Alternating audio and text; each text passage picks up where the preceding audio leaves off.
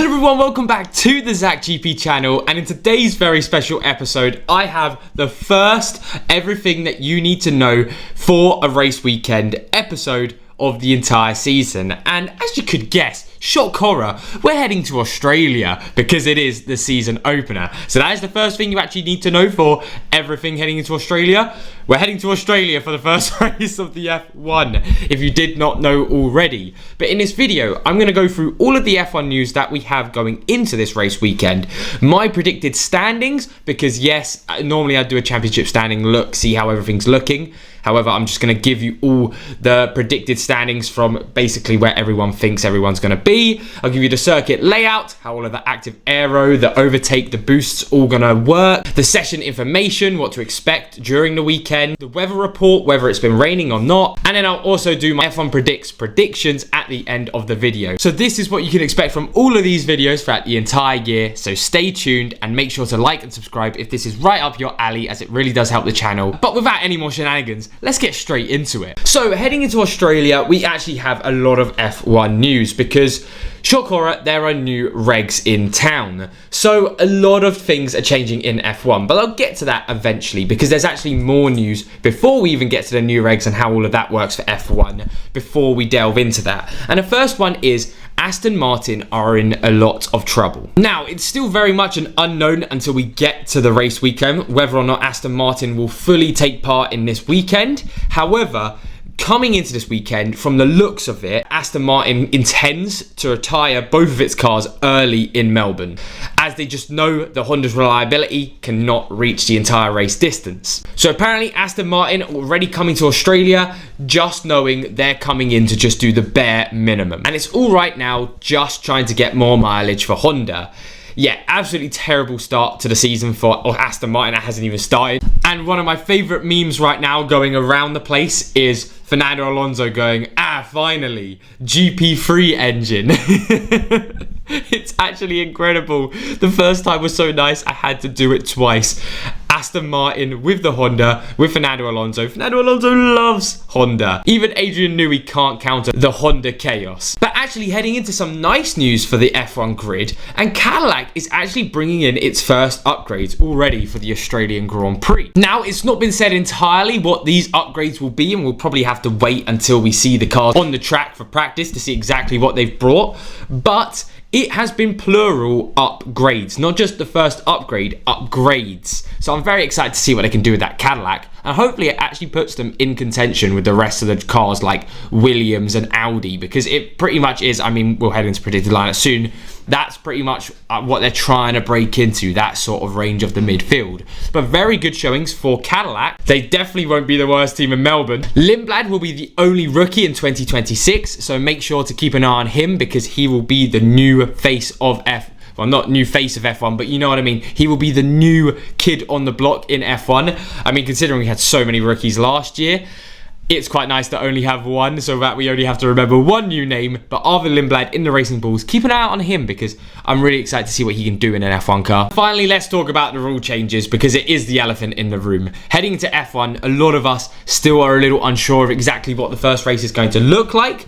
But there are some things we know about the rules that are slightly different. Take, for instance, the grid start. Now with a grid start, we're going to have a 5-second time period where we're just going to hear everyone revving the max out of that engine. So be prepared for that because it's actually going to sound really, really cool at the start of a race. This will all be done after the formation lap, by the way, as well. I didn't mention that. But the cars are smaller and lighter. We now have active aero, which I'll get into a little bit more in the circuit layout. Now the rear and front wing flap open and shut. Battery charge will now be king in F1 as you're trying to recharge your battery throughout the entire circuit. So that will most likely be what drivers are focusing on the most. We now also have an overtake mode in F1 where basically if you're within a second of the car in front, you can turn this on to get an extra boost of energy.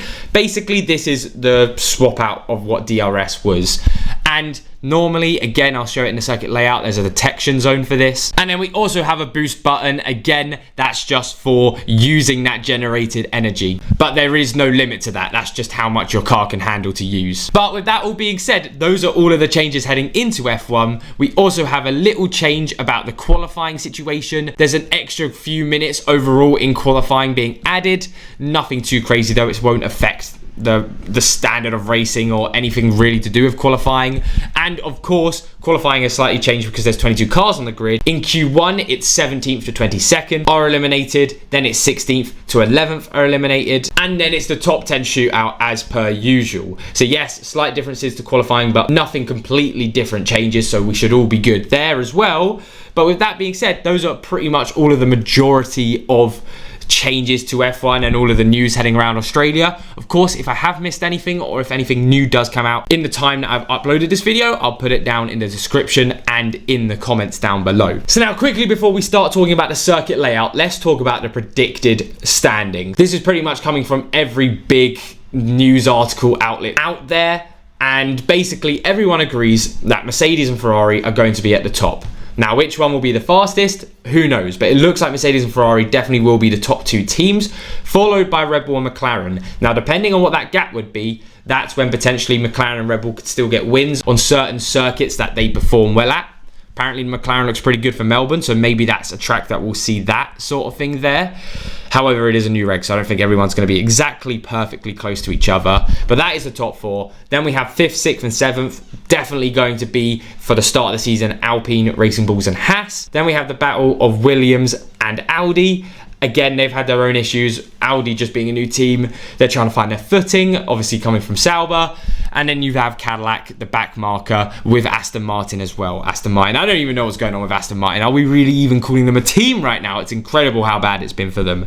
But that is the predicted standings from pretty much everyone out there. You know, you've got your little leeways in there, but that's how pretty much the field will look. So keep an eye on that heading into Australia. So now I've been spouting on about the circuit layout because normally it's actually one of the easier parts in a video to record, and it still is easy. But when you look at a circuit in F1 now, it looks very, very different because there's different detection zones and it's just a little bit more all over the place. So now we actually have an overtake detection zone, which for Australia is between turn 13 and 14. And yeah, if you're within a second of the car in front, you will have overtake mode ready for you for that entire lap.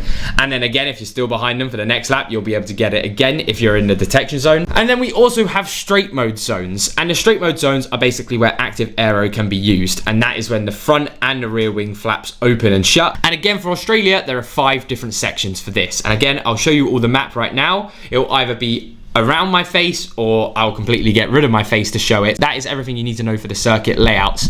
It's mainly just the overtake mode and the active aero. So keep an eye on that because this is all very, very new for F1. Now, heading into your session information, this is very, very crucial for the first race weekend. Now, again, in F1, unless it's a sprint race weekend, and for Australia it's not a sprint race weekend, it's always going to be this sort of situation with FP1 and 2 on the Friday, with FP3 in the morning of the Saturday, with the Saturday qualifying again in the middle-ish afternoony time on Saturday, followed by the race on Sunday. Now, I am actually showing right now the track times. So this will be the time it will be in Australia when the race is on.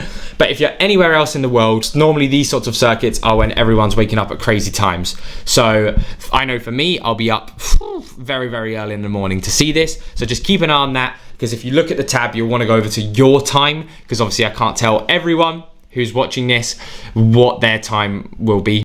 But if you want to do that, you just go over to the F1 website, you go onto schedules, the Australia Grand Prix weekend, and then you go over from track time, tab it to my time, and then that's all you need to do. So now with that all said and done, let's now head over to your local weatherman, ZachGP. Now annoyingly, I'm actually already wearing a shirt, but you'll see later down the line when I'm doing this video in front of my green screen, which is normally how it's going to go.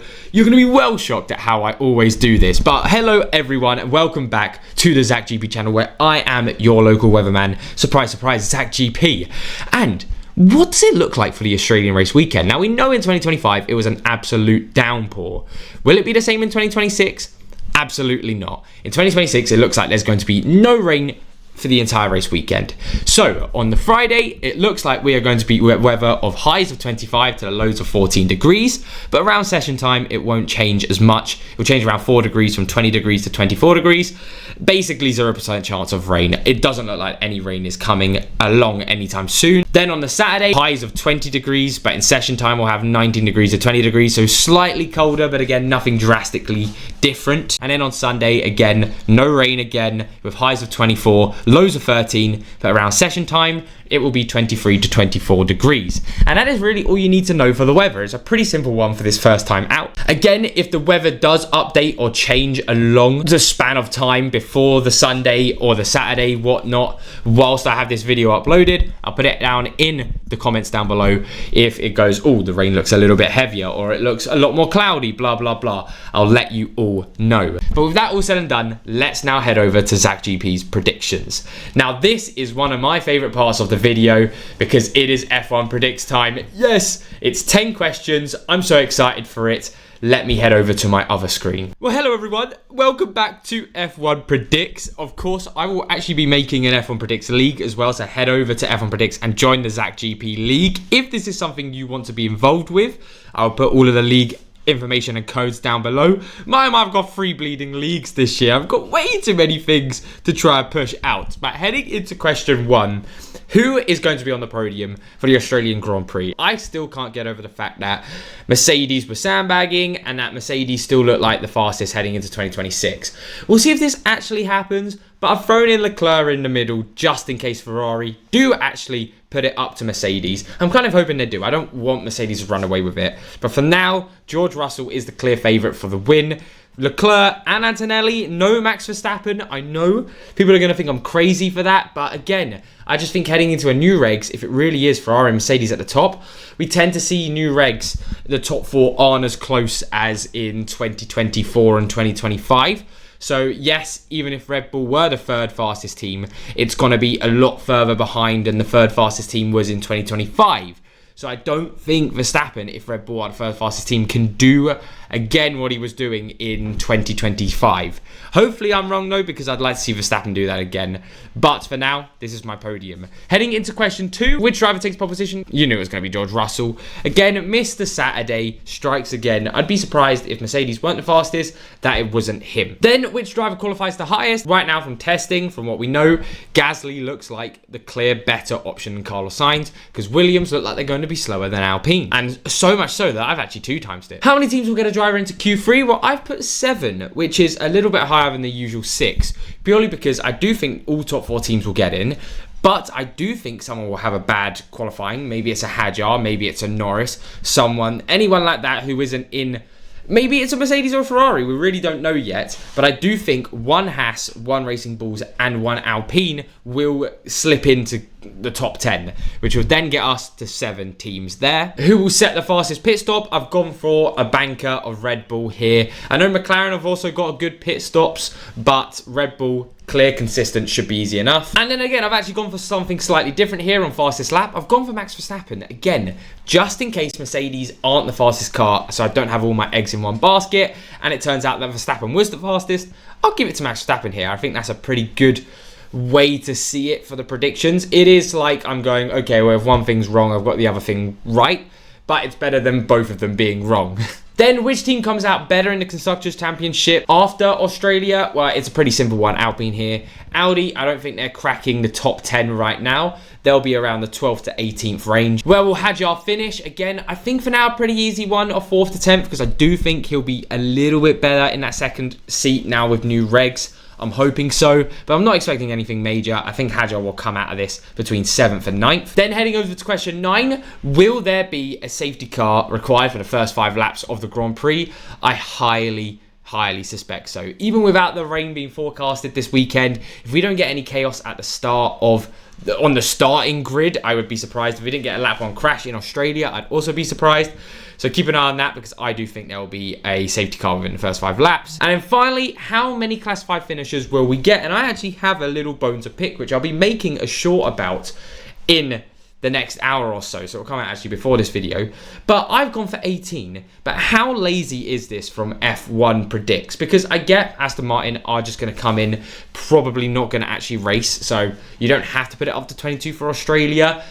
But 16 or below, 17, 18, 19, 20. Like, there's 22 cars on the grid. I get Aston Martin may only do a couple of laps, so they're like, oh, okay, so it's definitely going to be 20. But still, like, come on, that is such a rookie mistake for F1 Predicts. Like, there's 22 cars on the grid. We should have an opportunity to put 22 cars finishing the bleeding race.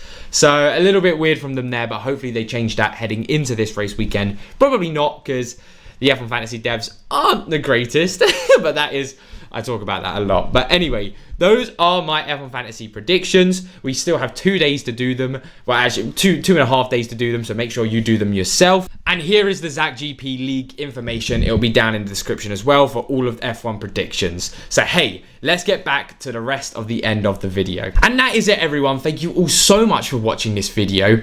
If you enjoyed this video, make sure to like and subscribe, because on this channel this year, I'm going to be very much mainly focusing on my F1 Fantasy stuff. But along with that, I'll also be doing my everything you need to know videos like this, which is an F1 Fantasy, and also my race recaps, just to let you all know how I felt about the race, what happened in the race if you didn't watch it, all of those shenanigans. So I can't wait to delve into it. Oh, I'm so excited for 2026. How is everyone else feeling for F1 in 2026? I can't wait for it to start. And I tell you what, just get me there already. Whew. But anyway, thank you all so much for watching. If I have missed anything, or if anything comes out after this video, it will be in the comment section down below, so keep an eye on that. But as always, thank you all so much for supporting the channel. It's brilliant. We're now at 3,550 subs. So enjoy the rest of your day, and I'll see you all very soon. Bye bye.